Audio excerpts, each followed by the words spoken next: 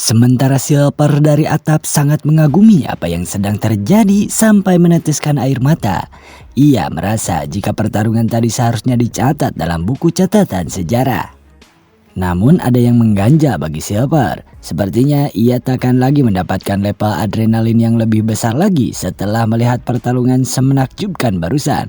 Sehingga sepertinya ia pun merencanakan hal lain agar dirinya bisa lebih menikmati tontonan adrenalin dari Juyong. Entah apa itu.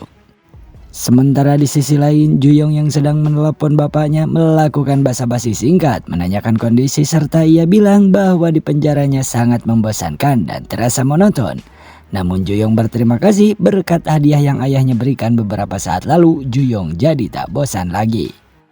Ayahnya mengerti jika sebenarnya Juyong sedang menyindir dan mempertanyakan mengapa Juyong sampai bertindak gegabah seperti yang kepala penjara laporkan kepadanya. Juyong hanya menjawab jika dirinya sudah muak dan ingin kabur dari cengkraman ayahnya. Ia tak sudi menjadikan penjara tempatnya tinggal saat ini seakan menjadi hiburan bagi ayahnya. Lebih lanjut, Juyong bilang jika ia sudah tahu tentang tempat itu. Entah apa maksud dari Juyong tentang tempat itu. Namun ia bilang pada ayahnya untuk sabar menunggu sampai saatnya tiba ia akan datang untuk memenggal kepalanya. Sementara ayahnya hanya terdiam ketika Juyong langsung menutup teleponnya.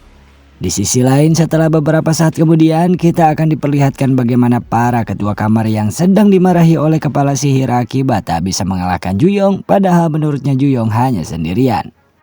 Mereka semua pun meminta maaf atas apa yang terjadi. Sementara kepala sipir sangat kesal karena bagaimanapun akibat insiden itu pastilah Juyong harus segera dipindahkan ke tempat lain.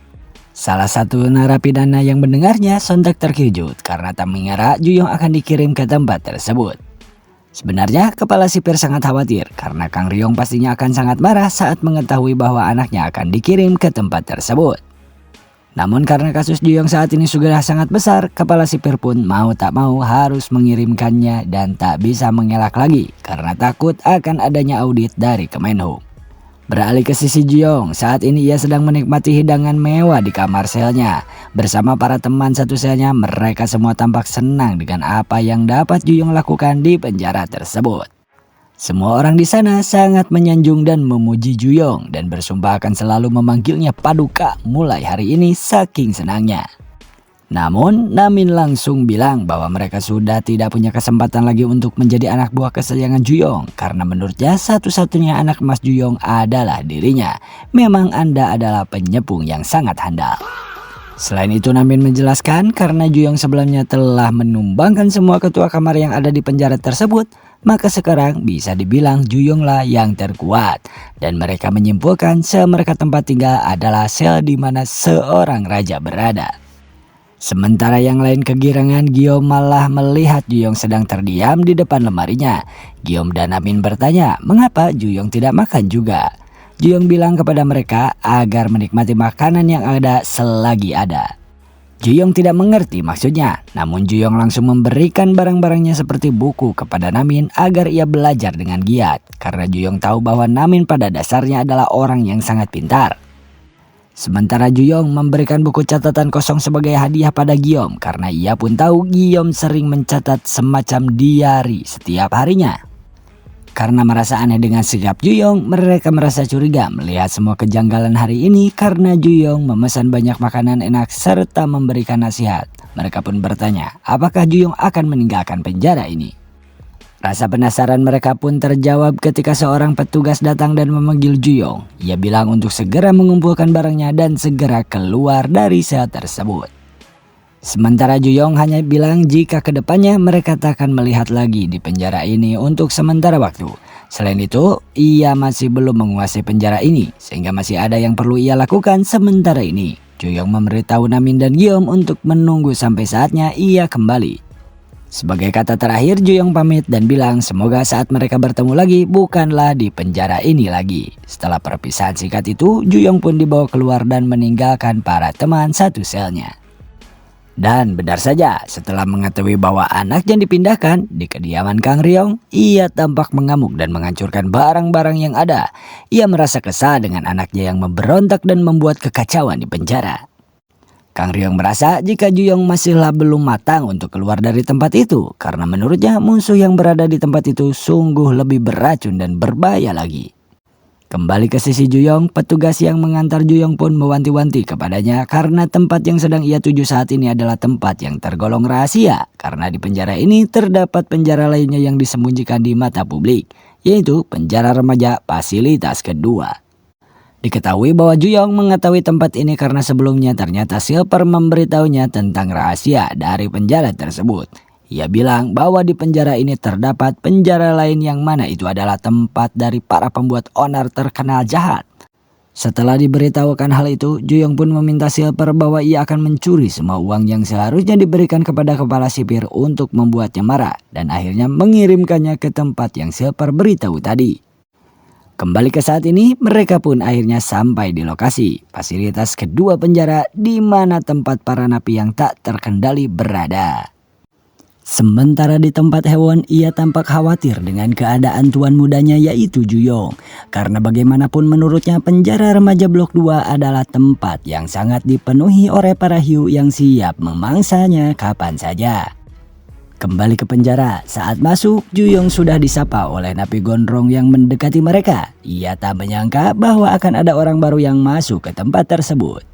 Sementara petugas terlihat sangat panik dan agak sedikit mundur melihat si gondrong, ia bertanya apa yang sedang si gondrong lakukan berkeliaran di tengah malam begini.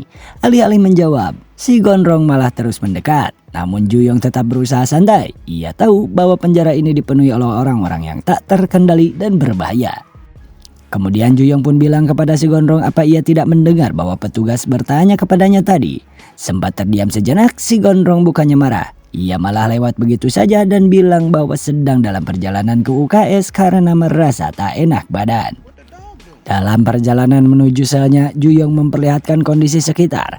Ia merasa bahwa para tahanan yang ada tak memperlihatkan tingkah aneh sama sekali seperti yang dikabarkan. Mereka semua terlihat sangat normal. Ada yang sedang bersih-bersih bahkan membantu Juyong dengan memberitahu petugas untuk mempersiapkan barang pribadi untuk anak baru yang akan datang. Terlepas dari semua itu, Juyong tetap saja merasa tidak enak. Ada sensasi aneh yang ia rasakan di tempat ini. Tak lama, si petugas pun tahu apa yang Juyong rasakan. Ia bilang bahwa saat ini Juyong pasti heran mengapa penjara tersebut terlihat sangat normal di luar. Namun si petugas mengingatkan Juyong untuk bersabar karena ketika saatnya tiba Juyong pasti akan melihat sendiri dan tahu apa yang sebenarnya terjadi. Sebelum ditempatkan di sel, mereka pun melipir dulu untuk melapor ke kepala sipir yang ada di sana. Inilah sang kepala sipir. Terlihat jelas bahwa ia sangat menyukai akuarium. Sosok yang tampaknya sangat perfeksionis. Saat menatap akuariumnya, ia melihat keharmonisan dalam ekosistem buatannya, di mana temperatur, pH air, kelembaban hingga pencahayaan diatur sedemikian rupa. Hal itu membuatnya merasa seolah menjadi miniatur seorang dewa di hadapan dunia kecil tersebut. Sosok itu bernama Won Chang, kepala sipir penjara remaja blok 2. Ia mengklaim bahwa sistem penjara yang ia kelola saat ini sama persis dengan akuarium miliknya, sangat teratur dan indah. Baginya, ketertiban adalah kunci utama dari keindahan tersebut. Ia menjelaskan biasanya rata-rata insiden dalam penjara umumnya mencapai 20% setiap tahunnya. Namun di penjara tempat yang ia kelola saat ini persentasenya hanya 0,03%. Sungguh menakjubkan untuk tempat pusat tahanan gila yang ternyata sangat tentram dan damai seperti ini. Tak lama setelah itu, petugas datang menghadap untuk melapor bahwa ada tahanan baru yang masuk hari ini. Mengetahui hal tersebut, kepala sipir tampak sudah menunggu kedatangan Juyong. Ia tampak senang dengan kedatangannya. Kepala sipir menjelaskan mengapa ia sangat senang. Ia menganalogikan di dalam akuarium segala macam ikan hidup bersama. Tak seperti di lautan yang mana mereka saling memangsa satu sama lain. Di dalam tangki itu, kedamaian dapat dipertahankan karena di akuarium miliknya merupakan area terbatas yang dikuasai oleh predator paling atas, yaitu sang hiu. Ia bilang seperti itu sambil memperlihatkan hiu palsu yang sebenarnya adalah etalase saja. Ia menambahkan jika dalam akuarium tersebut dan terbatas ini tidak ada ikan yang akan kabur dari sang hiu. Karena ia adalah puncak rantai makanan yang akan membuat para ikan lainnya gelisah hanya dengan kehadirannya saja. Sebab itulah kehadiran hiu itu perlu agar mencegah terjadinya konflik tak perlu dalam akuarium tersebut. Dan saat ini jika Juyong mengerti maksud Woncang, ia meminta Juyong untuk berperan sebagai seekor hiu baru yang masuk ke dalam penjara ini. Kita beralih dulu ke Yewon yang saat ini menyayangkan kepindahan tuan muda Juyong yang berada di penjara fasilitas 2. Dari yang ia ketahui, Woncang merupakan seorang sosiolog dulunya. Selain itu, ia pun adalah seorang kriminolog terkenal yang bahkan sudah sangat terkenal di luar negeri. Sampai suatu hari, entah kenapa ia malah kembali ke Korea dan malah menjadi kepala sipir. Dari sudut pandang geng naga, orang tersebut sangatlah merepotkan karena kepribadiannya yang sangat berbeda dengan kepala sihir. Fasilitas pertama yang bisa disuap dengan uang atau ancaman. Sosok Woncang tak terpengaruh oleh hal itu semua. Ia hanya terobsesi dengan sistem dalam penjara yang sangat sempurna dan menciptakan ekosistemnya sendiri. Ekosistem tersebut dikenal sebagai paradoks ikan hiu. Sebagai informasi, kalau dalam kehidupan nyata ini adalah digunakan untuk memenjarakan pelaku kejahatan luar biasa di sebuah pulau terpencil yang dikelilingi oleh perairan yang sengaja dijaga dan berisi ikan hiu, guna memastikan tidak ada napi yang bisa melarikan diri. Namun dalam manhwa ini sepertinya hiunya adalah narapidana keji yang berkeliaran di penjara itu sendiri. Lanjut ke cerita. Yewon tak menyangka jika institusi nasional Korea menyembunyikan tempat seperti itu. Selain itu, kepala sipirnya sendiri menyimpan sesuatu yang sangat mencurigakan dari awal. Yewon khawatir jika Juyong saat ini akan berada dalam bahaya. Setelah mengetahui maksud dari Woncang, Juyong akhirnya mengerti bahwa ia akan menjadi hiu tersebut di dalam penjara ini. Woncang pun membenarkan. Ia bilang bahwa semua tahanan yang Juyong temui datang kemari ibaratkan ikan-ikan. Sementara fasilitas lainnya bagaikan pasir serta terumbu karang yang semuanya merupakan ekosistem akuariumnya. Sehingga Juyong diminta untuk menjadi sang hiu tersebut, yang mana ia bebas berkeliaran dan berenang kemanapun di penjara tersebut guna menjaga fasilitas dan keamanan penjaranya sendiri. Juyong terdiam sejenak, mencoba mencerna semua kekonyolan ini. Karena masa bodoh dengan semua itu, Juyong pun pamit dan mengakhiri diskusi mereka. Namun tampaknya sang kepala sipir sangat marah. Juyong dirasa bebal dan tak mau mengerti keinginannya. Woncang pun melesat dan menghempaskan Juyong ke dinding dengan sangat keras. Seraya bilang bahwa mulai saat ini ia akan membuat Juyong membantunya untuk paham. Sebelum cerita dilanjutkan, kita akan melihat latar belakang dari Woncang terlebih dahulu. Dia adalah warga Korea Amerika lulusan psikologi Universitas IP Amerika. Risetnya telah diakui bahkan mendapat tawaran dari PBB atau MIT. Namun alih-alih memilih tempat bergengsi tersebut, Woncang malah memilih pulang ke Korea untuk menjadi sipir penjara remaja. Diketahui jika pemerintah Korea saat ini sedang melakukan eksperimen rehabilitasi sosial, di mana itu sebuah ide dari Woncang sendiri untuk membentuk fasilitas blok 2 dari penjara remaja tersebut. Alasan mengapa Woncang dipilih pemerintah Korea untuk menangani masalah kenakalan remaja itu adalah selain karena ia adalah seorang sosiolog, ia pun adalah ternyata mantan pasukan khusus militer Amerika Serikat. Kembali ke saat ini, diketahui jika di dalam penjara ini sudah terdapat 4 hiu, di mana Woncang sudah mengidentifikasi semua keempat tipe hiu tersebut. Sehingga kali ini Woncang sangat penasaran dengan Juyong dan ingin mengetahui tipe apa hiu kelima yang datang ke tempatnya ini.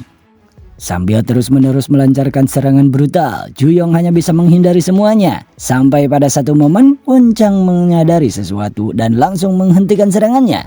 Entah apa yang ada di pikirannya, namun tiba-tiba saja Woncang tertawa terbahak-bahak sambil merasa kagum dengan Juyong. Tentu saja Juyong pun tak mengerti apa yang terjadi. Setelahnya, Woncang langsung memberikannya name tag warna hitam sebagai tanda bahwa Juyong adalah seorang hiu, sementara untuk narapidana yang bername tag putih adalah para ikan biasa. Sambil diantar oleh petugas menuju selnya, Woncang bilang bahwa seiring dengan berjalannya waktu, Juyong akan mengerti arti perbedaan dari kedua name tag tersebut. Setelah Juyong pergi, Woncang merasa bahwa Juyong cukup mempunyai kesempatan untuk membalas setiap serangannya tadi. Namun anehnya Juyong tak membalas satupun serangannya, seolah Juyong tak mengakui Woncang sama sekali. Woncang pun gemetar karena baru kali ini Woncang tak bisa mengidentifikasi objek penelitiannya sendiri. Ia bersumpah untuk mengamati terus dan menganalisa sampai Juyong membuka kodoknya sendiri. Sementara di ruang koridor lantai penjara pertama, petugas membawanya masuk Juyong ke ruang selnya yang baru. Namun di selnya sudah ada 2 orang yang saat ini akan melakukan siasat untuk membekuk Juyong begitu ia tiba. Mereka bilang bahwa tahanan baru yang akan masuk ke sel mereka adalah seorang hiu yang berbahaya. Karena itulah mereka berencana untuk menghabisi Juyong ketika ia lengah dan membuang mayatnya ke toilet. Belum sempat rencananya rampung, Juyong sudah datang dan membuat mereka terkejut bahkan tak sempat menyusun rencananya.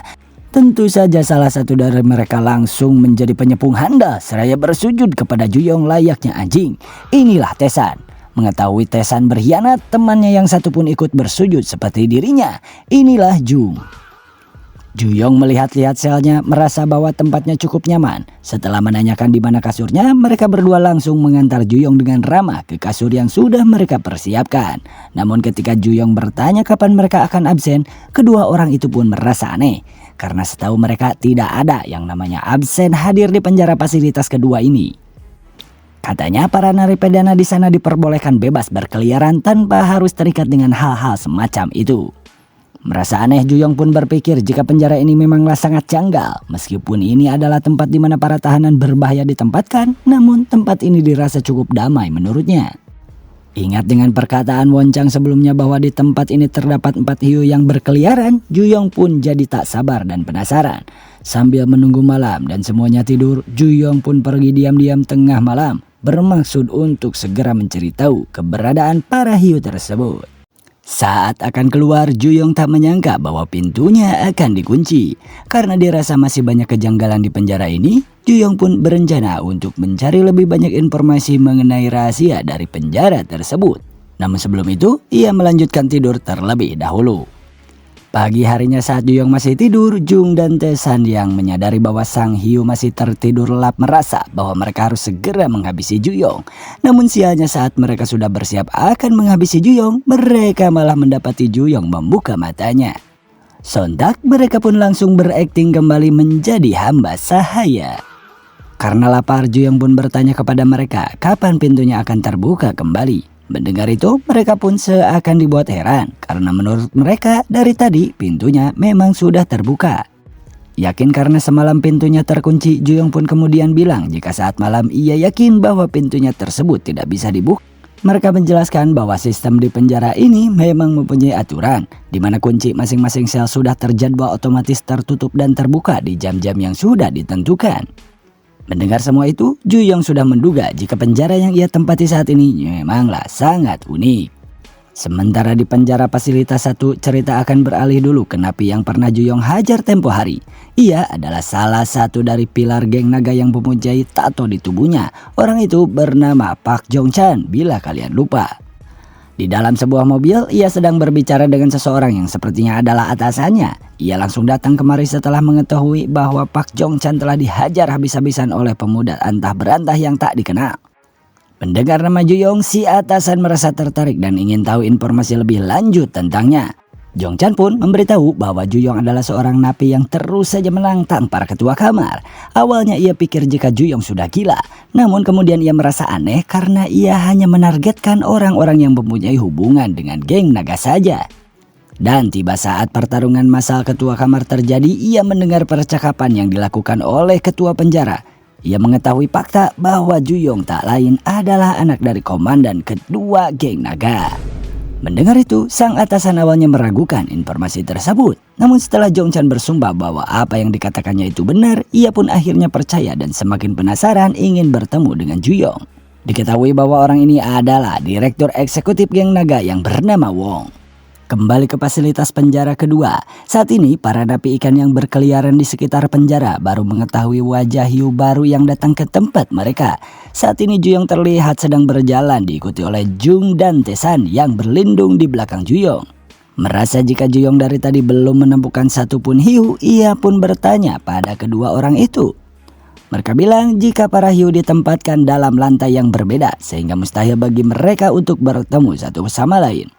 Setiap lantai pada dasarnya adalah teritori mereka dan saat ini Juyong berada di teritori lantai 1. Sebagai informasi, mereka menambahkan bahwa ada peraturan tak tertulis jika seorang hiu dilarang untuk menginvasi teritori milik hiu lainnya. Intinya mereka tidak boleh saling makan-memakan. Taesan dan Jung mewanti-wanti agar Juyong berhati-hati dalam setiap tindakannya jika menyangkut teritori ini. Sementara di sisi lain, Wong diberitahu jika saat ini Juyong menghilang karena insiden terakhir di mana ia bertarung menghabisi semua ketua kamar. Jongchan hanya tahu bila kemungkinan Juyong dikirim ke suatu tempat yang ia pun tak tahu di mana. Masih merasa kesal atas kekalahannya, Wong sampai tak sadar memukul kaca pintu mobil. Ia merasa jika saja tangannya tak terluka, sudah pasti ia akan membereskan kesalahannya dan menghabisi Juyong. Melihat sikap yang diperlihatkan Jongchan, Wong jadi sangat marah karena sikapnya dirasa terlalu kurang sopan dan menyuruhnya keluar setelah Jongchan meminta maaf. Setelah itu Jongchan pun pergi. Wong akhirnya mengetahui maksud tujuan Kang Ryong menempatkan anaknya dalam penjara. Ternyata ia ingin membesarkan seorang naga muda tanpa sepengetahuan organisasi. Dan saat ini rencana Kang Ryong tersebut telah diketahui olehnya. Wong mengira jika Kang Ryong akan melatih Juyong di penjara demi menjadikannya pemimpin geng naga generasi selanjutnya. Ini adalah berita yang sangat menarik bagi Wong. Tak hanya itu, Wong pun sepertinya tahu jika Juyong tak ada di fasilitas penjara 1, kemungkinan besar ia dipindahkan ke fasilitas kedua. Menurutnya di penjara tersebut memiliki para hiu yang ditempatkan di setiap lantai. Mereka semua adalah hasil ciptaan dari geng naga itu sendiri. Para predator tingkat atas yang kemungkinan besar Juyong bisa saja dicabik-cabik oleh mereka. Kembali ke sisi Juyong, ia tampak sedang mencoba untuk naik ke lantai atas untuk mencoba memeriksa teritori dari sang hiu lantai 2. Sedikit gegabah, Juyong mencoba memberanikan diri untuk melangkah dan berencana untuk naik. Cerita kita akan dibawa ke 2 jam sebelumnya. Juyong kala itu sedang berada di toilet sambil memikirkan kejanggalan tentang penjara tersebut. Kemanapun ia pergi, Juyong tidak melihat satupun dari sipir maupun para penjaga yang berkeliaran di dalam. Juyong penasaran bagaimana cara mereka mengamati penjara ini. Kalian ingin tahu seperti apa mereka mengamati? Ya, tentu saja seperti di akuarium. Tak terpikirkan bagi Juyong sebelumnya, mereka semua sedang diamati oleh kepala sipir lewat kamera CCTV yang tersebar di seluruh penjara. Saat ini, kepala sipir sedang asik memantau setiap pergerakan dari para tahanan sambil mencatat. Ia bergumam bahwa sudah 38 jam sejak kedatangan hiu baru, namun sampai sekarang belum terlihat perkembangan apapun. Yang anehnya justru itulah yang membuat kepala sipir dibuat heran oleh perilaku Juyong. Bagaimana tidak, ia memperlakukan narapidana lain tak seperti para hiu lainnya. Wong Chan merasa bahwa hiu yang satu ini sungguh spesial dan sangat berbeda. Saking senangnya ia bahkan tak sadar sampai membanting tumbler hingga cipratanya membasahi celananya. Tepat saat itu di belakang Wong Chan tibalah seorang wanita yang sepertinya adalah asisten pribadi sang sipir. Melihat celananya kotor, asisten tersebut menawarkan diri untuk membersihkannya dengan mulut, maksudnya melaundry bajunya. Perkenalkan, wanita ini bernama Sua, seseorang manajer administrasi penjara tersebut. Tapi bentar, kok mirip sama pacar MC yang mati waktu itu ya? Mungkin cuma perasaanku saja. Lanjut. Tak lama berselang sambil menawarkan untuk membuat minuman pengganti, Sua melirik ke arah dokumen di samping Won Chang. Dan melihat itu adalah dokumen milik Juyong yang merupakan si hiu kelima. Entah apa yang ada di pikirannya. Sementara di CCTV kita bisa melihat masing-masing dari aktivitas narapidana, terutama para hiu yang kini sepertinya telah mengetahui bahwa ada seorang hiu baru yang datang ke tempat mereka. Keempat hiu tersebut tampak penasaran dengan sosok hiu kelima itu. Namun sangat jelas di sini terdapat kesamaan di antara mereka semua. Semuanya memiliki tato naga di tangan atau tubuh mereka. Dan itu berarti mereka semua adalah antek-antek geng naga. Beberapa waktu kemudian kita diperlihatkan Wong yang kini tengah berlatih anggar bersama partnernya. Ia begitu mahir dalam memainkan permainan tersebut hingga akhirnya memenangkan pertarungan itu. Tak lama kemudian datanglah seorang wanita yang tak disangka-sangka, itu adalah Sua. Sua datang menyapa Wong dan sengaja mampir saat dalam perjalanan untuk tugas keluar. Wong menegur Sua karena saat ini ia masihlah menggunakan seragamnya saat berkunjung kemari. Sua sedikit mengejek apakah Wong khawatir jika sampai kepala sipir akan mengetahui identitasnya. Wong mendekati Sua sambil menghunuskan pedangnya. Menurut Wong, selama Sua tak banyak aneh-aneh, Won Chang tidak akan mengetahui bila sebenarnya Sua adalah seorang agen ganda yang merupakan mata-mata yang geng naga tempatkan dalam penjara tersebut. Wong bilang seperti itu sambil menyayat stocking milik Sua dengan teknik berpedangnya, sekaligus memperlihatkan tato yang ada di paha Sua. Sua sempat takjub dengan teknik berpedangnya. Lalu tak lama berselang, Sua langsung menyampaikan maksud kedatangannya kemari. Ia memberikan sebuah dokumen pesanan Wong yang ia suruh sebelumnya. Itu adalah dokumen milik Juyong yang berhasil ia curi dari Won Chang. Setelah memvalidasi dokumen tersebut, Wong jadi yakin bila informasi yang Jong Chan berikan sebelumnya memanglah benar adanya. Berdasarkan informasi dari Sua, Wong mengetahui jika penjara tersebut sangatlah terisolasi dan tertutup. Para narapidana tidak diperkenankan untuk menerima kunjungan maupun telepon dari luar. Selain itu, ternyata diketahui bahwa Wong sengaja menempatkan Sua di sana adalah untuk merekrut para remaja berbakat untuk masuk ke geng naga. Namun ternyata tak disangka mereka malah mendapatkan tangkapan besar saat melihat Juyong yang merupakan putra dari jenderal kedua geng naga. Setelah itu, Wong sangat penasaran dan bertanya kepada Sua tentang apa yang sedang dilakukan anak itu saat ini. Sua menjelaskan bahwa saat ini Juyong tampak sangat normal dan hanya menjadi mas-mas biasa di penjara tersebut. Sua lalu menambahkan bahwa di tempat fasilitas kedua merupakan tempat yang relatif aman dan damai. Berdasarkan informasi dari kepala sipir, alasan mengapa tempat tersebut tidak pernah terjadi pertikaian antar para hiu adalah karena seandainya pun mereka berhasil mengalahkan seseorang, mereka pada akhirnya akan jatuh karena luka parah yang mereka alami setelah pertarungan tersebut. Sebagai hasilnya, mereka akan menjadi mangsa bagi para hiu lainnya. Beralih ke penjara tanpa sepengetahuan mereka, saat ini Juyong sedang mencoba bermain api dengan mencoba untuk naik ke lantai yang lebih tinggi. Tiba-tiba ia teringat kejadian di mana Tesan yang saat itu sedang bersyukur karena sang hiu yang ditempatkan di lantainya tidak seperti para hiu lainnya. Menurut mereka, Juyong sangat baik dalam memperlakukannya. Ia tak seperti hiu bertato naga lainnya yang memperlakukan mereka dengan sangat kejam. Selesai bilang begitu, Juyong secara otomatis mencekik Tesan dan mempertanyakan tentang tato tersebut. Tentu saja Tesan sangat kaget karena tiba-tiba saja Juyong menjadi brutal. Bahkan Jung yang berada di sana pun langsung soak dan bilang jika ia tidak ikut-ikutan. Beberapa menit kemudian setelah Tesan memberitahu Juyong semuanya, akhirnya Juyong mengetahui fakta bahwa sebenarnya keempat hiu di lantai atas merupakan antek-antek dari geng naga yang memiliki tato ciri khas dalam tubuhnya. Maka dari itu Juyong pun memiliki alasan untuk bisa mengacak-ngacak penjara tersebut. Dan saat ini ia sedang berada di lantai 2 di depan sebuah ruangan emergensi. Sementara di sisi Wong, setelah pertemuannya dengan Sua dan mencoba untuk mencocokkan sebuah kejadian, akhirnya ia menarik kesimpulan alasan mengapa Kang Ryong diam-diam memasukkan anaknya ke dalam penjara adalah ia yakin bahwa Kang Ryong ingin menjadi pemimpin geng naga. Mengetahui fakta tersebut, Wong sangat senang karena akhirnya ia bisa mengetahui titik lemah dari Kang Ryong. Sambil tersenyum, Wong ingin tahu sampai kapan Kang Ryong bisa menyembunyikan rencana ini. Karena dengan tangannya sendiri, Wong akan menjegalnya dengan memastikan baik Kang Ryong maupun putranya itu hancur sehancur-hancurnya. Singkat cerita, di pagi harinya saat di penjara, alarm terdengar berbunyi sangat keras, diikuti oleh seseorang yang berbicara di pengeras suara. Seseorang tampaknya sekarang sedang mencoba memberikan informasi lewat alat tersebut, dan ia tak lain adalah Juyong. Lewat pengeras suara, ia memperkenalkan diri sebagai Cha Juyong dari lantai 1, serta yang paling mengejutkan adalah ia bilang pada semua orang bahwa dirinya adalah putra dari Kang Ryong, sang tangan kanan geng naga. Karena itu, Juyong membuat kekacauan dengan menantang semua hiu untuk menangkapnya agar mereka bisa mendapatkan hadiah dari geng naga. Sontak, penjara yang sebelumnya tenang dan damai berubah menjadi sangat riuh karena Juyong berencana untuk menghancurkan kedamaian di penjara tersebut meskipun ia harus menjadi target utamanya.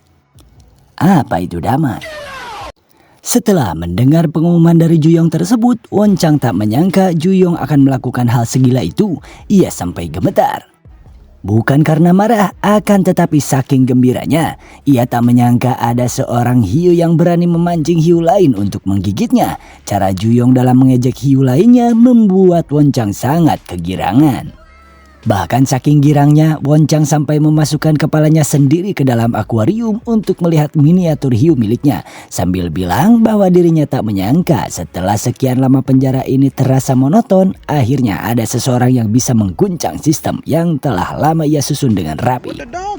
Ia sampai tak sabar ingin melihat perubahan seperti apa yang akan diperlihatkan seekor hiu kelima tersebut ke dalam penjara ini. Benar-benar psikopat nih sipir. Kita beralih ke sebuah ruangan yang memperlihatkan hiu berkacamata tampak berbincang dengan seseorang yang duduk di sebuah kursi. Ia bilang pada orang itu bahwa ia sangat penasaran bagaimana rasanya tumbuh sebagai putra dari orang terkuat kedua di organisasi naga. Tampak pria yang sedang duduk tersebut tertawa psikopat setelah mendengar pertanyaan si hiu berkacamata tersebut. Sebelum akhirnya ia bilang pastinya sangat menyenangkan bila hidup seperti itu. Kalian pikir itu Juyong? Mohon maaf karena autor kita sangatlah Messi. Kenyataannya entah siapa orang itu, namun tampaknya pria tersebut hanya tertawa karir untuk menyembunyikan rasa takutnya tersebut terhadap si hiu. Hiu kacamata tampaknya tahu bahwa di balik suara Juyong tadi pas pengumuman tersimpan kemarahan yang begitu mendalam. Lalu ia pun menghantam pria tersebut hingga tersungkur.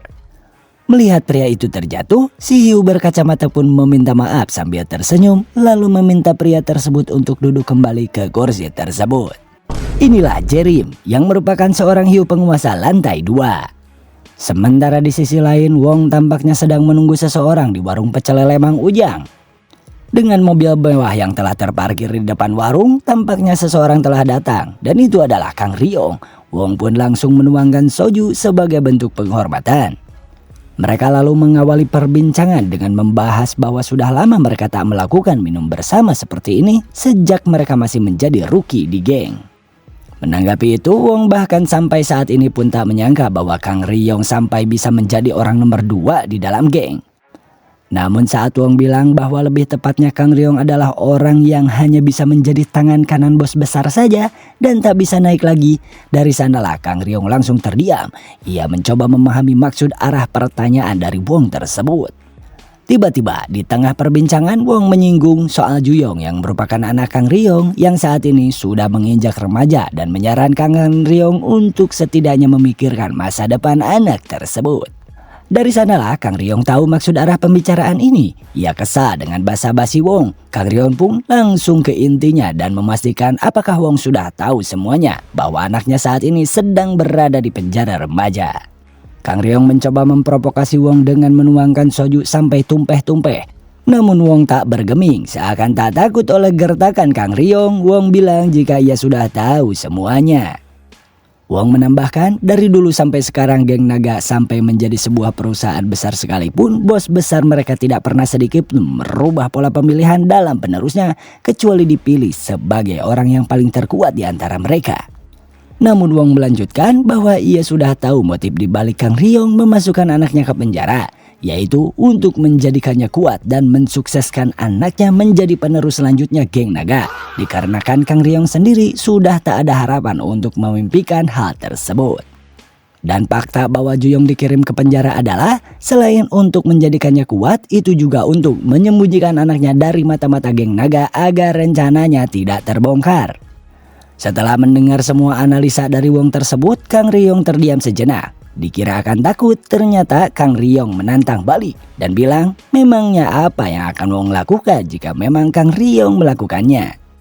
Wong sempat terkejut sejenak, tak menyangka bahwa Kang Ryong akan bereaksi seperti itu. Ia pun lalu mengancam Kang Ryong akan membongkar semuanya dan melaporkannya kepada bos besar. Namun Kang Ryong tak takut. Menurutnya Wong sangat percaya diri karena merasa bahwa ia telah menemukan titik lemah dirinya. Ia pun pergi sambil bilang bahwa itulah sebabnya Wong tak pernah naik dan hanya bisa puas dengan jabatannya sebagai direktur eksekutif.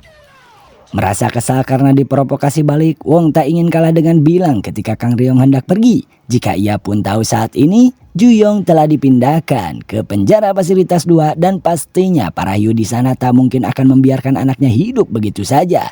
Ia sangat menantikan kejatuhan anaknya itu bahkan sebelum ia sempat naik menjadi naga. Mendengar itu, Kang Ryong sempat terdiam sejenak, tak mengatakan apapun lalu pergi dari sana. Setelah Kang Ryong dirasa pergi, Wong sangat senang karena baru pertama kali ini seorang Kang Ryong yang merupakan orang terkuat kedua di geng naga hanya bisa terdiam ketika digertak oleh Wong. Ia sangat kegirangan akan hal itu. Namun tak lama berselang ia mendengar suara hantaman dari luar dan buru-buru melihat apa yang terjadi. Ketika keluar, betapa terkejutnya Wong ketika mengetahui mobil kesayangannya sudah remuk oleh pukulan Kang Ryong yang saat itu telah pergi dari lokasi. Kesal dengan perlakuan Kang Ryong, Wong hanya bisa berteriak murka. Kembali ke penjara, setelah pengumuman itu Sua langsung ke area monitoring dan merasa ada yang aneh di layar. Tepat saat ia melihat ke layar, Sua melihat seseorang yang tak seharusnya berada di lantai 1 kini sedang berdiri dengan santai. Tampaknya ia datang untuk mencari seseorang di lantai tersebut. Para narapidana lain yang melihat orang tersebut sontak dibuat kaget dan hanya bisa gemetar ketakutan. Mereka merasa baru kali ini dalam sejarah penjara ada seorang hiu yang bergerak melintasi teritori yang saat ini mereka berada di lantai 1. Yap, betul sekali, itu adalah Jerim, sang penguasa lantai 2. Ia datang untuk mencari keberadaan sang hiu kelima yaitu Cha Juyong. Cerita berputar kembali ke beberapa saat sebelumnya ketika Jung terlihat sedang menatap foto anak dan istrinya. Ia menyadari bahwa dunia seakan menyalahkan setiap tindakannya. Meski begitu, Jung tetap mencoba melakukan yang terbaik demi menjadi sosok ayah yang hebat bagi keluarganya. Ia telah melakoni berbagai pekerjaan bergaji tinggi demi menutupi kebutuhan dapur dan popok anaknya. Awalnya, Jung sama sekali tidak menyadari bahwa semua yang ia lakukan itu ilegal. Kini Jung tersadar betapa bodohnya dia saat itu karena telah terjebak dalam lubang hitam demi uang. Di tengah kebingungan dan keraguan apakah ia sanggup menutupi semua biaya hidup keluarganya, tak lama berselang seseorang masuk ke dalam selnya. Sosok itu adalah Jerim. Ternyata Jerim tidak sengaja mendengar keluh kesah yang dialami oleh Jung sehingga ia pun menawarkan solusi agar Jung bersedia ikut bersamanya. Singkat cerita, setelah beberapa saat berselang, Jerim pun menyampaikan maksud kedatangannya ke lantai 1 tersebut, yaitu untuk menemui Juyong. Jung dan Taesan yang melihatnya pun dibuat terkejut dengan kedatangan sang hiu lantai 2 tersebut. Mengetahui Juyong sudah ada di belakangnya, Jerim memulai basa-basinya dengan menanyakan apakah Juyong menyukai tempat barunya ini. Lalu dijawab oleh Juyong dengan santai bahwa ia sangat senang karena tempat barunya tersebut terasa seperti hotel mewah. Merasa sudah cukup basa-basi, Juyong ingin langsung ke inti pembicaraan. Namun Jerim terlebih dahulu memberitahu Juyong bahwa dirinya datang kemari bukan untuk bertarung.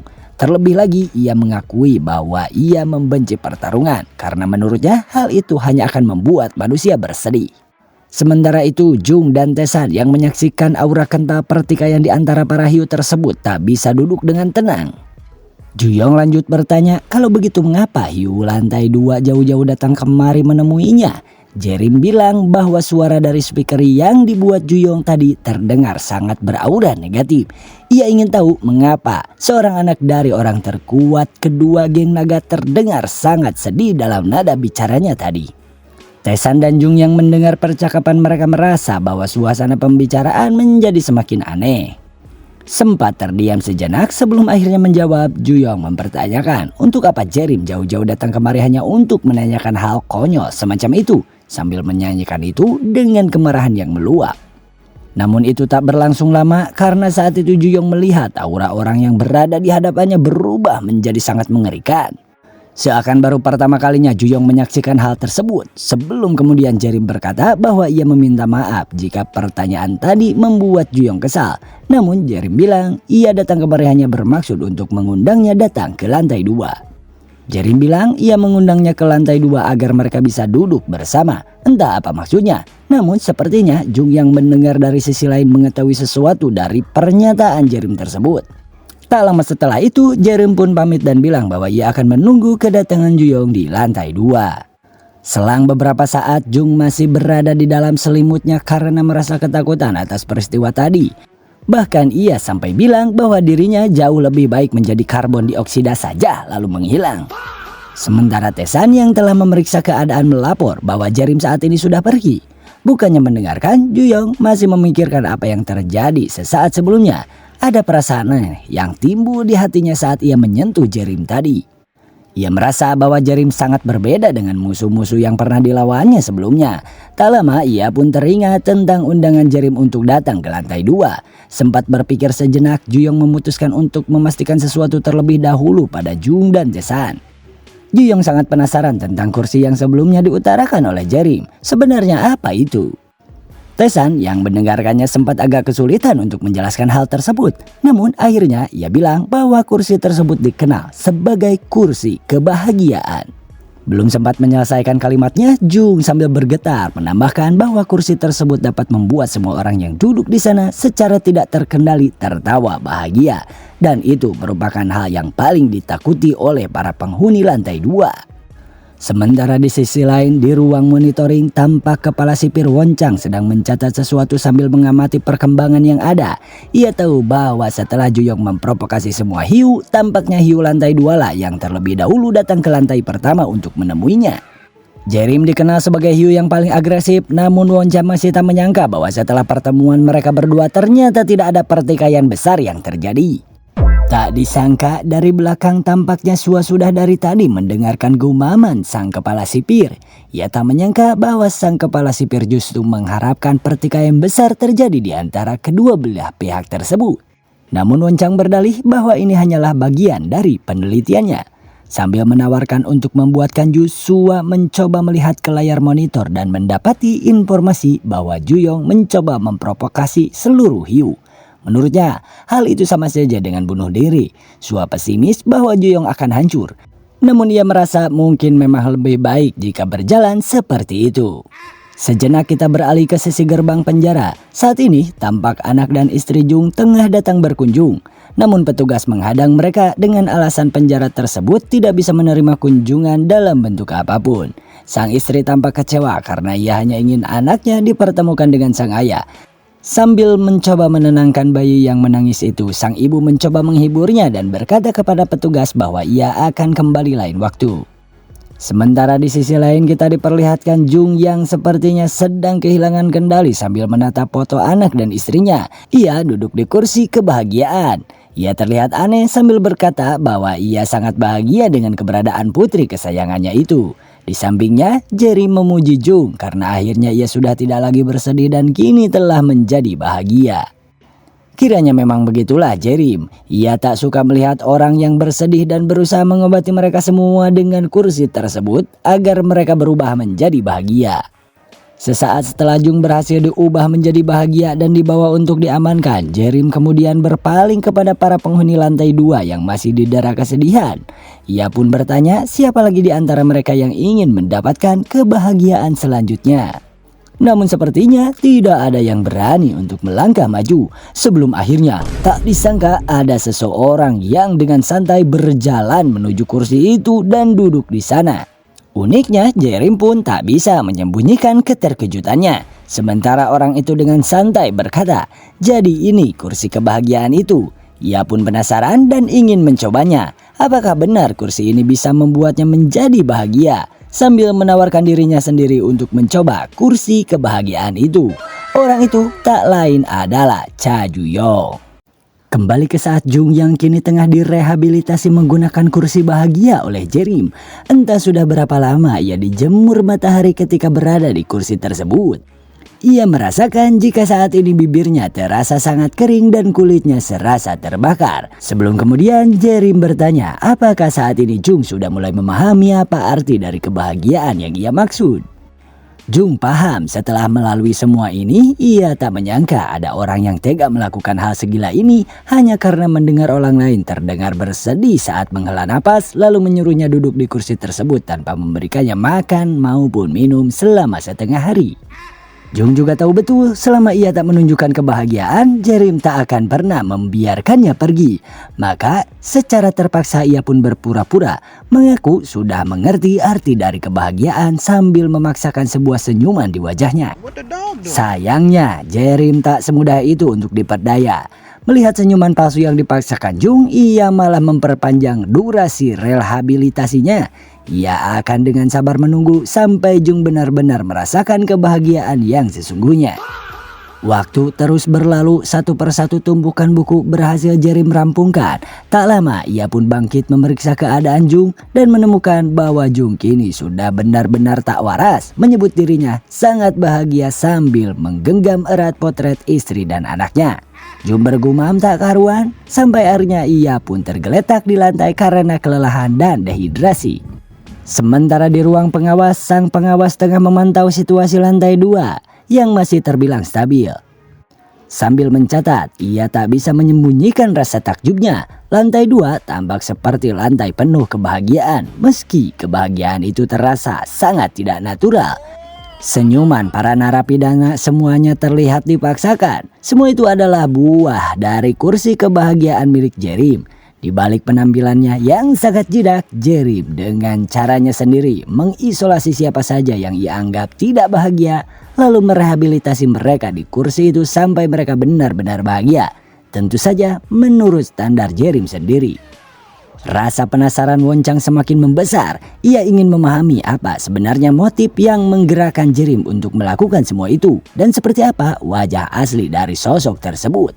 Namun belum sempat pikirannya melangkah lebih jauh, sesuatu di layar monitor seketika menyita seluruh perhatiannya. Woncang terkejut dan tanpa ia duga, apa yang selama ini ia tunggu-tunggu akhirnya datang juga. Juyong pun tiba di lantai 2. Ingin memenuhi rasa penasarannya dengan mencoba kursi kebahagiaan itu sendiri. Jerim sebenarnya sudah menyangka hal ini, bahwa cepat atau lambat Juyong pasti akan datang untuk memperbaiki suasana hatinya dengan kursi miliknya tersebut. Yang tak pernah terbersit dalam pikirannya hanyalah ternyata Juyong datang jauh lebih cepat dari perkiraannya. Jerry menyambut kedatangan Juyong dengan penuh antusias, mengumumkan kepada semua orang bahwa tamu yang mereka tunggu akhirnya tiba. Diikuti dengan senyuman bahagia yang serentak menghiasi setiap wajah di ruangan itu. Juyong yang melihat ke arah para narapidana lantai 2 pun dibuat terkejut. Ada yang aneh dari wajah-wajah di hadapannya itu. Senyuman mereka semuanya terlihat dipaksakan, seolah diukir bukan dari hati. Sementara itu, di sisi lain, tanpa sepengetahuan Jerim, Jung dan Tesan ternyata sudah menyusup di antara para narapidana yang tersenyum gila itu. Mereka semua rupanya turut diundang oleh Jerim sesaat setelah ia mengundang Juyong. Meski kata undangan rasanya terlalu halus untuk menggambarkan situasinya. Lebih tepatnya, mereka dipaksa untuk ikut menemani Juyong ke lantai 2. Dan tak ada pilihan lain selain menurut. Kini dalam kepanikan tanpa mengerti mengapa semua narapidana di sekitar mereka tertawa karir, Jung dan Tesan hanya bisa ikut-ikutan tersenyum agar tidak terlihat mencurigakan di mata yang lain. Menyaksikan situasi yang begitu aneh, Juyong sama sekali tak tampak gelisah. Ia justru dengan santai mempertanyakan kebahagiaan yang ditampilkan Jerim, yang menurutnya terasa jauh dari normal. Jerim menanggapinya dengan penjelasan sederhana bahwa kebahagiaan seseorang bisa terbaca dari senyuman yang terpancar di wajah mereka. Namun jawaban itu justru semakin memancing rasa penasaran Juyong yang kemudian bertanya, mengapa Jerim begitu terobsesi dengan kebahagiaan.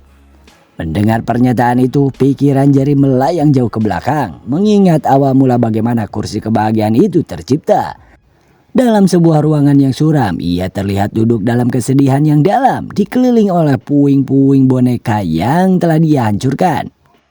Di tangannya masih tergenggam satu boneka terakhir yang terlihat tersenyum, hingga kemudian orang tuanya datang membawa sebuah kado. Itu adalah sebuah kursi yang mereka sebut sebagai kursi kebahagiaan. Mereka berkata bila ia duduk di sana dan mau meluangkan diri untuk menengok ke dalam hatinya sendiri, kebahagiaan itu pasti akan ia temukan.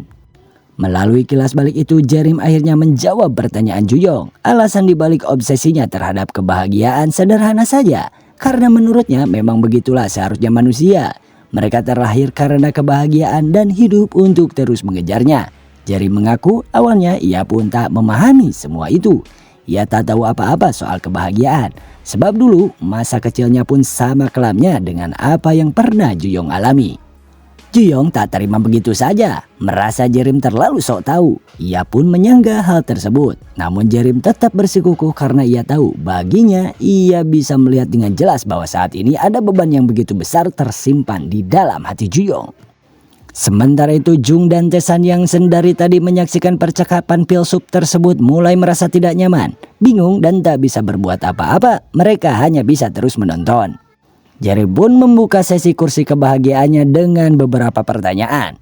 Apa yang sebenarnya membuat Juyong tak bahagia? Karena bahkan hingga detik ini Jerry bisa melihat kemarahan yang begitu memuncak terus meluap keluar dari dirinya. Dan kepada siapa sebenarnya kemarahan itu ditunjukkan? Namun dari semua pertanyaan yang ia lontarkan, ada satu pertanyaan yang paling penting di antara semuanya, yaitu apa sebenarnya alasan terdalam di balik kemarahan itu. Tepat setelah pertanyaan terakhir itu meluncur, sesuatu dalam diri Juyong seketika terpancing. Tanpa bisa ia tahan, pikirannya kembali pada luka lama yang selama ini ia pendam. Kenangan tentang Dayon, yaitu teman baiknya yang tak lain dibunuh oleh ayahnya sendiri. Jerim yang kini berjalan membelakangi Juyong tampak puas dengan reaksi yang baru saja ia saksikan. Ia mengklaim bahwa sepertinya Juyong telah teringat sesuatu dari pertanyaan tadi. Jerim pun mengerti hal seperti itu memang tidak akan pernah mudah untuk dilupakan begitu saja. Namun ia menyarankan Juyong agar segera belajar melepaskannya. Karena selama beban itu masih menghantui, kebahagiaan yang sesungguhnya tak akan pernah bisa ia raih. Di tengah kerumunan narapidana, Tae-san menangkap momen yang ia tunggu-tunggu. Melihat Jerim berbalik dan memunggungi mereka, ia langsung berbisik kepada Jung. Ini kesempatan mereka untuk kabur. Jung sebenarnya masih ragu dan belum siap, namun Tae-san mengingatkannya bahwa kesempatan seperti ini tidak akan datang untuk kedua kalinya. Mau tak mau, keduanya pun bersiap, menunggu hitungan ketiga untuk melarikan diri. Hitungan mundur pun dimulai dan tepat saat mereka hampir melancarkan rencana kabur itu, dalam sepersekian detik mata mereka menangkap sesuatu yang tak terduga. Juyong menghempaskan kursi kebahagiaan itu dengan penuh tenaga ke punggung Jerim, hingga kursi tersebut remuk berkeping-keping. Sambil mengucapkan terima kasih dengan nada penuh amarah karena Jerim telah menaburkan garam pada luka yang selama ini ia kubur dalam-dalam, Juyong pun murka dan tak terkendali. Dan tanpa ia sadari, kemarahannya yang memuncak itu sekaligus mengaktifkan mode kedua dari Supermind miliknya, yaitu Rage. Cerita pun kembali beralih ke masa lalu Jerim. Di sebuah kamar yang gelap, Jerim kecil terlihat sangat lengah melakukan sesuatu dengan bonekanya. Sambil bergumam pelan, meminta sang boneka untuk bersabar karena ia sedang berusaha memperbaikinya agar menjadi lebih bahagia. Dengan sebuah pisau cutter, ia mengukir sebuah pola di wajah boneka itu, membentuk sebuah senyuman. Orang tua Jerim yang mengintip dari pintu itu memeriksa keadaan anaknya yang tampak semakin khawatir. Kondisi Jerim kecil dalam pandangan mereka jelas semakin buruk. Namun ada satu hal yang menarik perhatian. Di belakang kedua orang tua Jerim tampak sosok wanita yang ikut menyaksikan keadaan Jerim kecil saat itu. Siapa ia belum diketahui, namun kehadirannya di sana jelas bukan tanpa alasan. Kita sebut saja dia si kakak. Singkat cerita, mereka pun membawa pergi Jerim ke psikiater. Di sana sang psikiater menjelaskan bahwa Jerim kecil tengah menghadapi depresi akut. Bahkan kasusnya terbilang cukup rumit. Namun mereka memiliki satu cara untuk mengatasinya. Metode ini memanfaatkan semacam efek placebo. Jerim kecil akan diyakinkan bahwa bila dia duduk di sebuah kursi khusus, maka ia akan menjadi lebih bahagia. Dan semakin muda usianya, semakin kuat pula efek placebo itu bekerja. Sementara itu, di luar ruangan Jerim kecil menunggu ditemani oleh si kakak. Kembali ke saat ini, Juyong tengah merasakan dirinya berada dalam keadaan Supermind. Sebuah metode yang mendorong kemampuan fisik hingga ke batas paling ekstrim dengan cara memperkuat salah satu emosi tertentu. Bagi Juyong, keadaan ini terasa begitu menjijikan karena untuk mempertahankannya, ia harus membayangkan wajah ayahnya di dalam pikirannya. Belum lagi kondisi ini sangat rentan, ia harus menjaga kendali penuh agar tidak terhisap ke dalamnya sewaktu-waktu. Setelah kursi itu remuk menghantam punggung Jerim, raut wajahnya langsung berubah serius. Tanpa banyak kata, ia menyuruh semua orang untuk pergi meninggalkan mereka berdua di ruangan itu. Seketika seluruh narapidana yang menyaksikan kejadian tersebut langsung berhamburan ke dalam kepanikan. Mereka tahu pertikaian antar hiu sebentar lagi akan pecah. Di tengah kekacauan itu, Jung dan Tae-san masih sempat berdebat, mempertanyakan apakah benar mereka harus meninggalkan Juyong sendirian di sana. Namun apa boleh buat, tidak ada pilihan lain selain ikut meninggalkan ruangan. Setelah ruangan sunyi dan hanya tinggal mereka berdua, Jerim bukannya meluapkan amarah. Ia justru tersenyum. Ia tak menyangka bahwa Juyong benar-benar menghancurkan kursi kebahagiaan miliknya. Dengan santai, Jerry menjelaskan bahwa kursi itu hanyalah sebuah simbol. Ia bisa membuatnya kembali kapan saja ia mau. Juyong tak menyangka Jerry sama sekali tak marah. Jerry pun menjelaskan alasannya dengan tenang. Ia tidak ingin hatinya terkotori oleh hal-hal negatif. Apalagi karena masalah sepele seperti sebuah kursi. Jerry kemudian mulai menganalisa keadaan Juyong layaknya seorang psikiater. Dari tindakannya menghancurkan kursi, amarah yang meluap, hingga sosok di balik semua itu yaitu Dayon. Jerry pun mencoba menawarkan sebuah solusi. Ia menyarankan Juyong untuk berbincang langsung dengan Dayon untuk lebih jujur dan terbuka dalam berkomunikasi jika memang ada masalah di antara mereka. Menurut Jerim, itu setidaknya akan meringankan beban yang selama ini Juyong tanggung. Namun belum sempat Jerim menyelesaikan kalimatnya, Juyong sudah menyela dengan meminta Jerim untuk berhenti nyocot. Dari situlah Jerim akhirnya menyadari bahwa orang yang Juyong maksud tampaknya memang sudah tiada. Jerry pun berusaha menenangkannya, namun ia bilang ia masih punya satu cara lain. Ia menyarankan Juyong untuk mencoba membayangkan senyuman di setiap momen kenangan bersama Dayon. Bukan hanya dalam momen bahagia yang sudah pasti ada senyuman di sana, melainkan juga dalam momen-momen yang paling gelap dan menyedihkan. Jerry meminta Juyong untuk mengukir senyuman itu satu persatu di setiap kepingan kesedihan dalam kenangan mereka. Termasuk saat Dayon sekarat, bahkan saat ia hanya tinggal menjadi sebuah kenangan. Jerry yakin dengan semua tips yang ia berikan setidaknya perasaan Juyong akan sedikit membaik. Namun kenyataannya jauh dari harapan. Bukannya mereda, amarah Juyong justru semakin membara. Tanpa aba-aba ia langsung menghantam tinjuan keras ke arah Jerry. Namun dengan mudah Jerry menahan serangan itu sambil berkomentar dengan tenang bahwa ia tak menyangka bahkan setelah semua tips yang ia berikan pun Juyong masih belum berhasil mengatasi kemarahannya.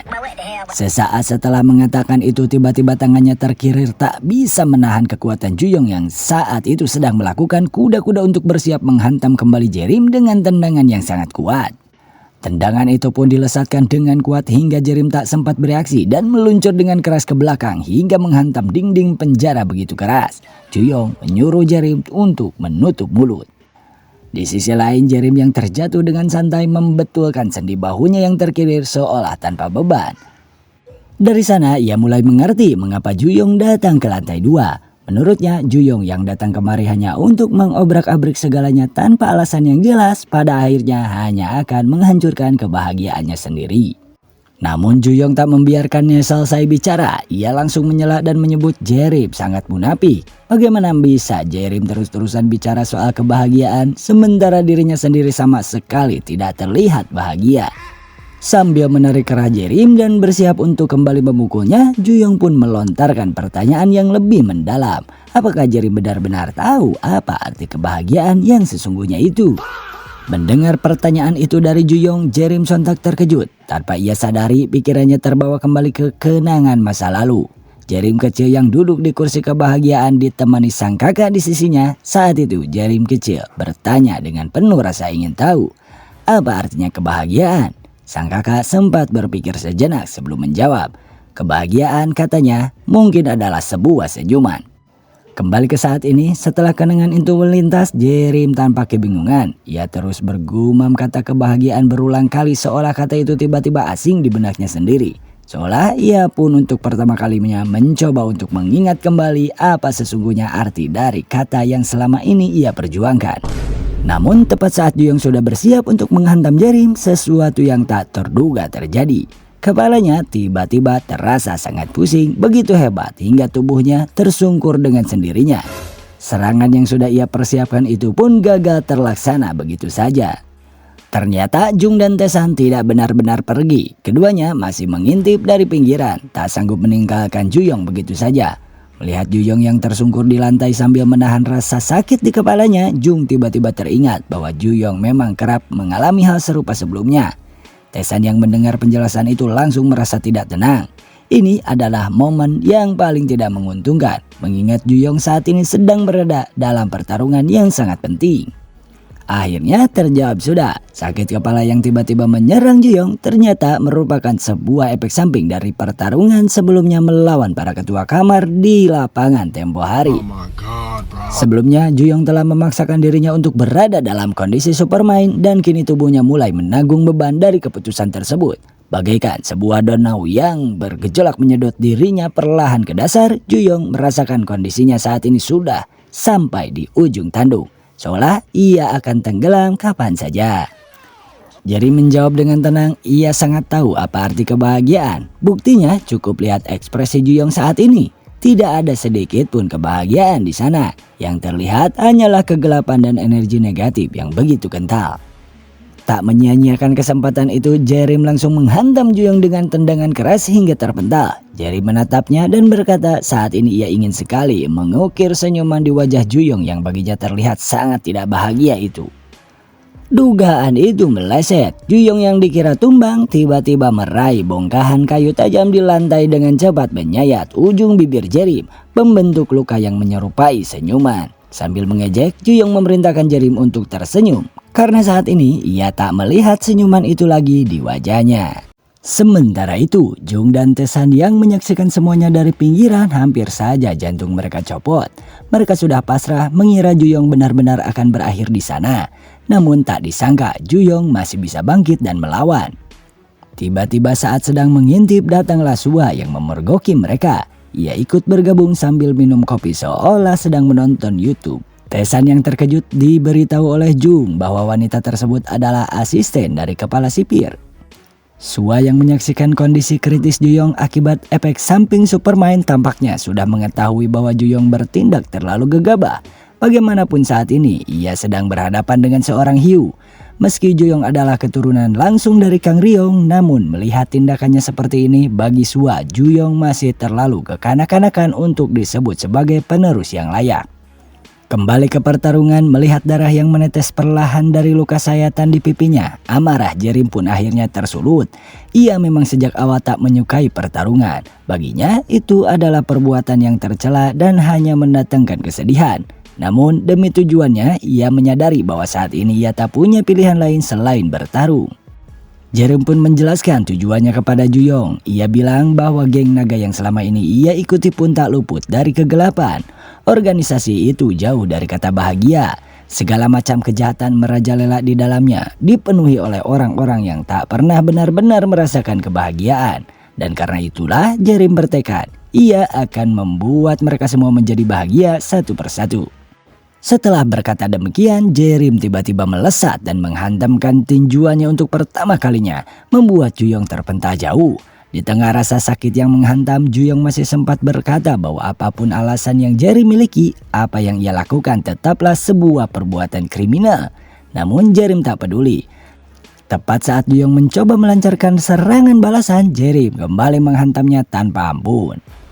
Juyong sekilas tampak tak berkutik saat Jerry melangkah perlahan mendekatinya. Namun begitu Jerry tiba, Juyong sudah tidak ada di tempatnya. Dalam sekejap, ia telah berpindah ke belakang Jerry, berencana menusuknya dengan kayu yang ia pegang. Jerry menangkap senjata itu dengan tangan kosong, menahannya begitu saja seolah serangan tersebut sama sekali tidak ada artinya baginya. Sambil masih berusaha keras menusuk Jerry yang menahan kayunya dengan tangan kosong, Juyong melemparkan sebuah pertanyaan di tengah pertarungan itu. Apakah Jerry masuk ke penjara ini pun karena alasan yang sama, demi kebahagiaan? Pertanyaan itu rupanya menyentuh sesuatu yang dalam. Dan tanpa bisa ia cegah, ingatan Jerry kembali melayang jauh ke masa lalu. Saat Jerry sedang makan, sang kakak menatapnya dengan penuh perhatian. Ia merasa ada yang berbeda dari Jerry hari ini. Tampaknya lebih murung dari biasanya. Ia pun bertanya apakah ada sesuatu yang terjadi di sekolah. Jerry mengaku bahwa teman-teman sekelasnya tidak mau bermain dengannya karena ia terlihat madesu.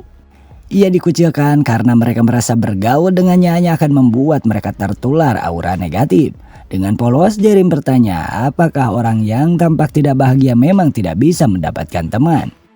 Sang kakak tersenyum dan menghiburnya. Ia bilang Jerry bisa mendapatkan teman jika ia mau memperlihatkan wajah yang ceria dan senyuman yang tulus. Karena dengan begitu, siapapun yang melihatnya pun akan ikut merasa bahagia. Sang kakak meyakinkan Jerry bahwa kebahagiaan itu menular, sama seperti flu. ia bisa menyebar dari satu orang ke orang lainnya. Maka dari itu Jerim memutuskan untuk masuk ke penjara ini demi menyebarkan kebahagiaan. Baginya tempat ini adalah tempat yang paling sempurna karena tak ada tempat lain yang lebih penuh dengan orang-orang yang tidak bahagia selain di sini. Semua itu ia ucapkan sambil dengan dingin dan brutal memelintir tangan Juyong hingga terkilir. Dan belum cukup sampai di situ, ia pun langsung menghajar tubuh Juyong dengan serangan bertubi-tubi tanpa memberi kesempatan untuk bernapas. Menyaksikan Juyong dihajar habis-habisan oleh Jerim, Sua sampai terkejut hingga tanpa sadar menumpahkan kopinya tepat di wajah Jung dan Tae-san yang rupanya masih mengintip di bawah. Namun mau bagaimana lagi, Jung dan Tae-san hanya bisa mengabaikan hal tersebut. Berpura-pura tidak melihat, tidak mendengar, dan tidak merasakan apapun. Sua mencoba menganalisis situasi yang ada. Ia tak menyangka bahwa sosok dengan ideologi seperti Jerim ternyata bisa naik hingga menjadi hiu lantai 2. Jerim jelas bukan orang sembarangan. Ia adalah sosok bertalenta dengan potensi yang luar biasa di dalam geng naga. Dan yang lebih mengejutkan lagi, untuk menghajar Juyong hingga seperti itu pun Jerim bahkan belum menggunakan seluruh kekuatannya. Menyaksikan itu semua, Sua tak bisa menyembunyikan rasa puasnya. Para rookie geng naga terutama Jerim ternyata jauh melampaui ekspektasinya. Dengan luka di sekujur tubuhnya, Juyong masih memaksakan diri untuk berdiri. Ia tak menyangka Jerim begitu tega menjadikan seluruh tahanan sebagai kelinci percobaan demi eksperimen gilanya itu. Namun bagaimanapun Juyong menyadari bahwa itu bukan urusannya saat ini. Yang ia yakini hanya satu hal, bahwa Jerim pasti masih menyimpan tujuan lain di balik semua ini. Setelah berkata demikian, Juyong langsung melesat melancarkan serangan cepat ke arah Jerim. Namun Jerim tak mau kalah, ia melancarkan serangan yang sama hingga pada akhirnya keduanya sama-sama menerima pukulan telak di dada masing-masing. Jerim mulai kesal, dari tadi Juyong sepertinya hanya terus berusaha menghindar tanpa benar-benar membalas. Namun tepat saat ia menyadari bahwa ia telah menginjak lantai yang rusak, semuanya menjadi jelas. Juyong sengaja memancingnya ke sana agar ia tergelincir. Dan tentu saja Juyong tak menyia-nyiakan kesempatan emas itu. Dalam sekejap sebuah serangan lutut keras mendarat tepat di wajah Jerim. Akibat serangan itu kacamata Jerim pun remuk dan darah termuntahkan dari mulutnya.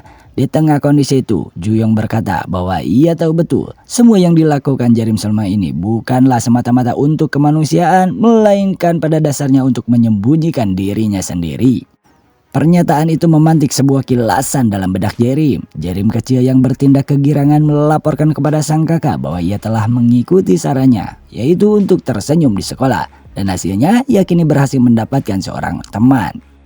Namun kebahagiaan itu mendadak terhenti saat Jerim melihat sang kakak bergumam aneh seperti saat Jerim depresi. Dan kini semuanya terungkap. Sang kakak pun menyimpan luka yang sama dengan Jerim ternyata, bahkan jauh lebih dalam. Ia menderita depresi akut yang selama ini tak pernah ia perlihatkan kepada Jerim. Oh my god, hell. Kembali ke saat ini, Juyong sudah mengetahui segalanya. Jerim selama ini hanya menampilkan diri seolah-olah ia menyembuhkan orang lain agar bahagia. Padahal jauh di dalam hatinya sendiri, ia adalah orang yang justru paling membutuhkan penyembuhan itu. Namun tepat saat Juyong bersiap untuk menghajarnya sekali lagi, sebuah serangan mendadak dari Jerim mengejutkannya. Tangan Jerim langsung mencekik dan mengangkat Juyong ke udara. Di saat itulah Jerim akhirnya mengakui segalanya. Ia terlahir dengan depresi bawaan sejak lahir dan tak pernah sekalipun mengetahui bagaimana rasanya benar-benar bahagia.